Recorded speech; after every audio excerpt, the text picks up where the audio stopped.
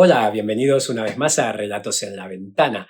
Hoy traemos al canal sin duda a uno de los escritores más influyentes del siglo XX y uno de los más reconocidos. Se trata de Marcel Proust, nacido en París en 1871 y fallecido en la misma ciudad en 1922 con apenas 51 años, víctima de una neumonía.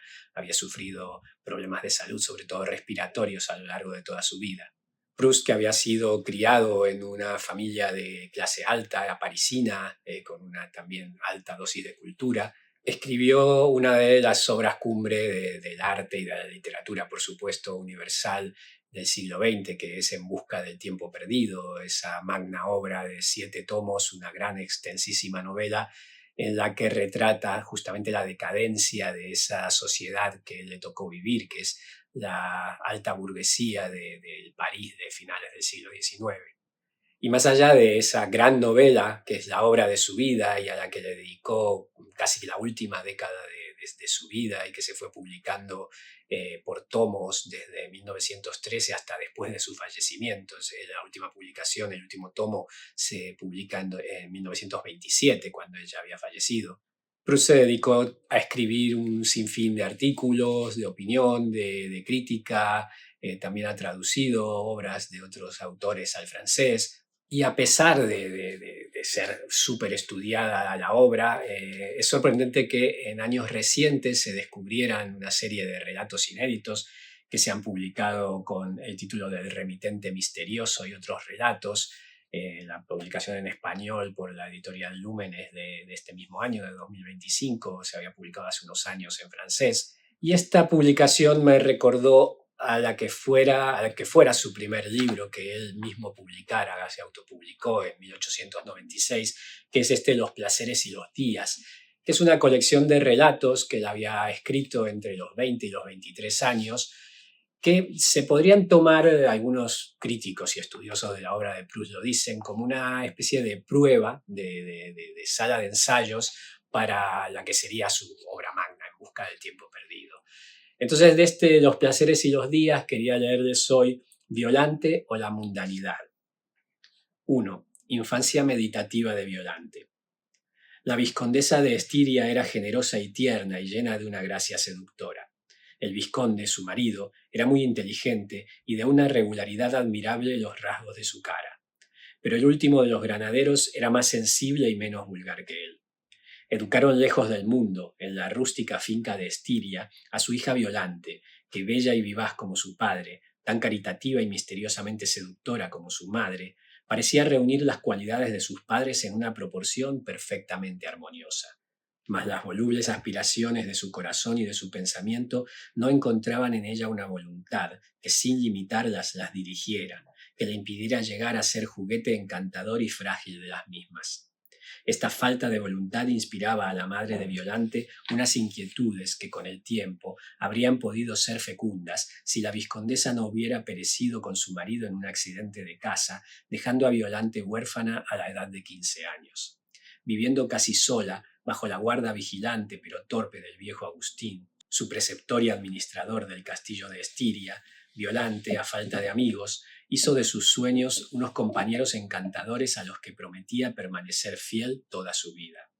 Los paseaba por las avenidas del parque, por el campo, los instalaba de codos en el rastel de la terraza, que cerrando el castillo de Estiria mira al mar. Educada por ellos como por encima de sí misma, iniciada por ellos, Violante sentía todo lo visible y presentía un poco de lo invisible. Era infinita su alegría, interrumpida por tristezas que, por otra parte, transformaban la alegría en dulzura. 2. Sensualidad. Aparte de Agustín y de algunos niños del país, Violante no veía a nadie. Solo una hermana menor de su madre, que vivía en Juliange, un palacio situado a unas horas de distancia, visitaba a veces a Violante. Uno de los días en que fue a ver a su sobrina, la acompañó un amigo. Se llamaba Honoré y tenía 16 años. A Violante no le gustó, pero el amigo volvió. Paseando por una avenida del parque le enseñó cosas muy inconvenientes que ella no sospechaba. Violante sintió un placer muy agradable, pero del que se avergonzó enseguida. Después de ponerse el sol y de andar mucho tiempo, se sentaron en un banco, sin duda para contemplar los reflejos con que el cielo rosado dulcificaba el mar. Honoré se acercó a Violante para que no tuviera frío, le abrochó en el cuello el abrigo de piel con ingeniosa lentitud y le propuso intentar poner en práctica con su ayuda las teorías que acababa de enseñarle en el parque. Quiso hablarle muy bajo, acercó los labios al oído de Violante, y Violante no lo retiró, pero oyeron ruidos en el follaje. No es nada, dijo tiernamente Honoré. Es mi tía, dijo Violante. Era el viento. Pero Violante, que se había levantado refrescada muy oportunamente por aquel viento, no quiso volver a sentarse y se despidió de Honoré a pesar de sus ruegos. Tuvo remordimientos, un ataque de nervios, y 2 noches seguidas tardó mucho en dormirse. El recuerdo de Honoré era para ella una almohada que quemaba y a la que ella daba vuelta continuamente. Al día siguiente Honoré quiso verla. Violante mandó decirle que había ido de paseo. Honoré no lo creyó y no se atrevió a volver. El verano siguiente, Violante volvió a pensar en Honoré con ternura, con pena también, porque sabía que se había ido en un barco como marinero. Cuando el sol se sumergía en el mar, Violante, sentada en el banco a donde Honoré la llevara un año antes, se esforzaba por recordar sus labios expectantes, sus ojos verdes medio cerrados, sus miradas viajeras como rayos y que posaban sobre ella un poco de cálida luz viviente. Y en las noches suaves, en las noches anchas y secretas, cuando la certidumbre de que no podía verla a nadie le excitaba el deseo, oía la voz de Honoré decirle al oído cosas vedadas. Le evocaba todo entero, obsesivo y ofrecido como una tentación. Una noche, comiendo, miró suspirando al administrador que estaba sentado frente a ella. Estoy muy triste, Agustín, dijo Violante. Nadie me quiere. Sin embargo, repuso Agustín, cuando fui hace 8 días a Julián a arreglar la biblioteca, oí decir de usted, qué guapa es. ¿Quién lo dijo? Preguntó tristemente Violante. Una desmayada sonrisa levantaba apenas y muy débilmente una comisura de la boca, como cuando se intenta levantar una cortina para que entre la alegría de la luz. Ese muchacho del año pasado, Honoré. Yo creía que estaba navegando, dijo Violante. Ha vuelto, repuso Agustín. Violante se levantó inmediatamente y fue casi tambaleándose hasta su cuarto para escribir a Honoré que viniera a verla.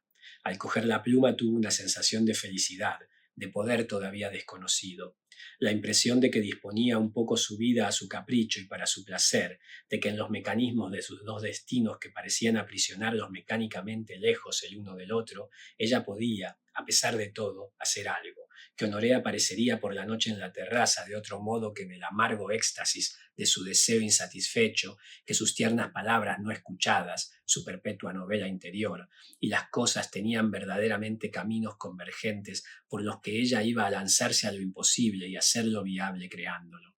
Al día siguiente recibió la respuesta de Honoré y fue a leerla temblando en el banco donde él la había besado. Mademoiselle, recibo su carta 1 hora antes de salir mi barco. Hicimos escala solo por 8 días y ya no volveré hasta dentro de 4 años. Dígnese acordarse un poco de este que tanto la respeta y quiere. Honoré.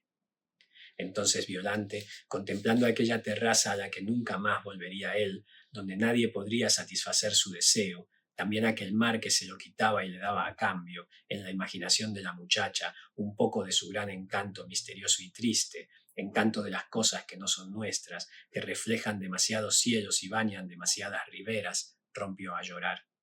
Agustín, dijo por la noche, me ha ocurrido una gran desgracia.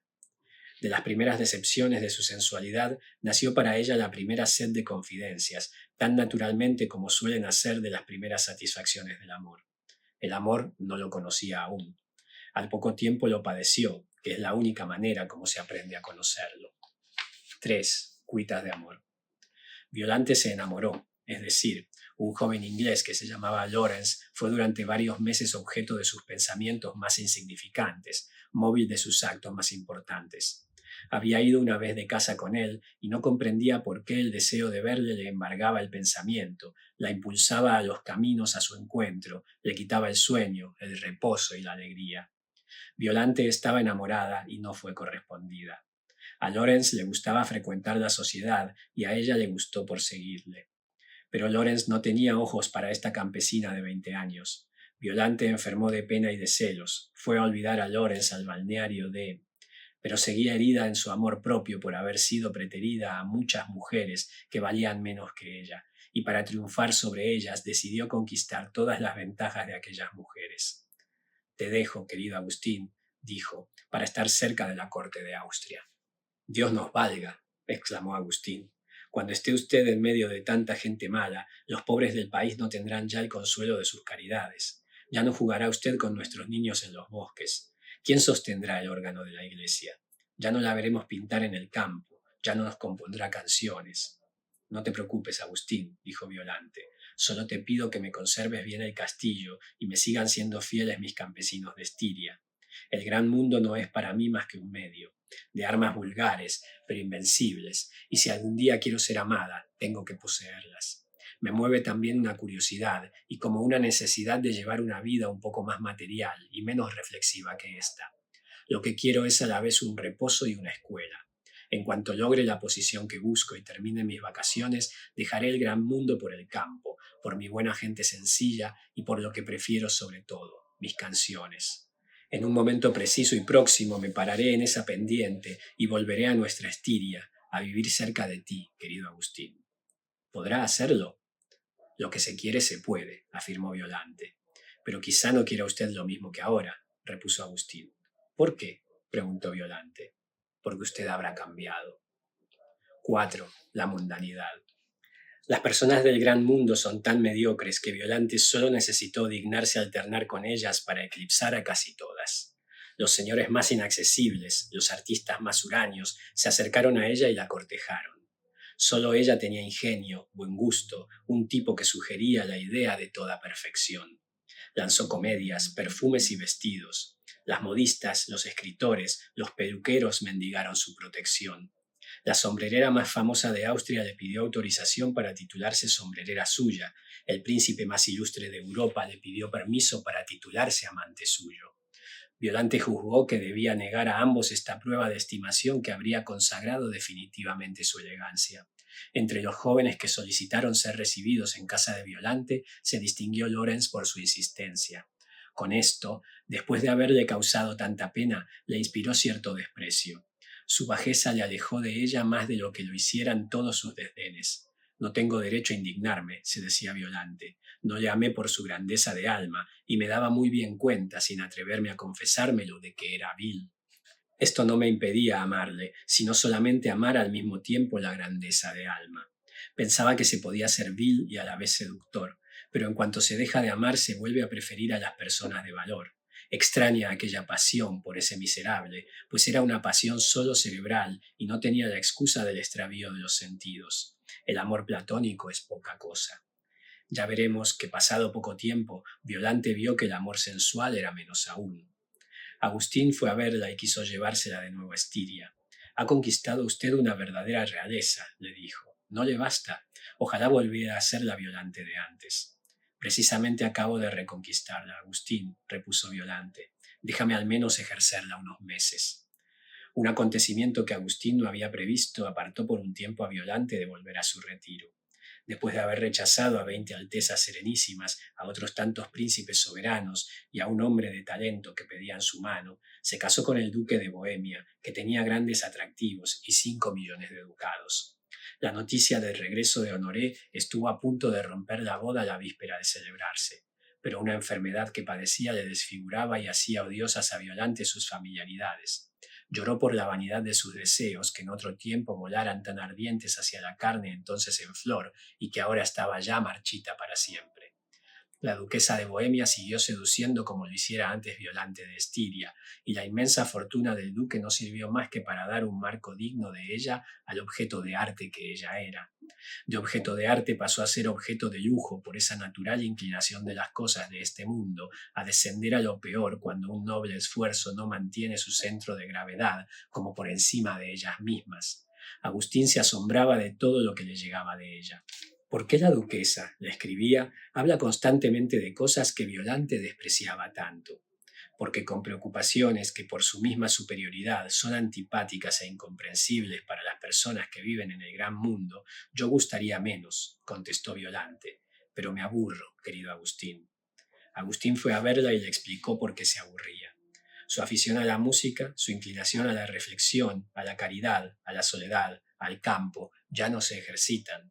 La absorbe el éxito, la intercepta el placer, pero la felicidad solo se encuentra haciendo lo que se quiere con las tendencias profundas del alma. ¿Cómo lo sabes, tú que no has vivido?, dijo Violante. He pensado, y pensar es vivirlo todo. Pero espero que no tardará usted en asquearse de esta vida insípida. Violante se aburrió cada vez más, ya no estaba nunca alegre.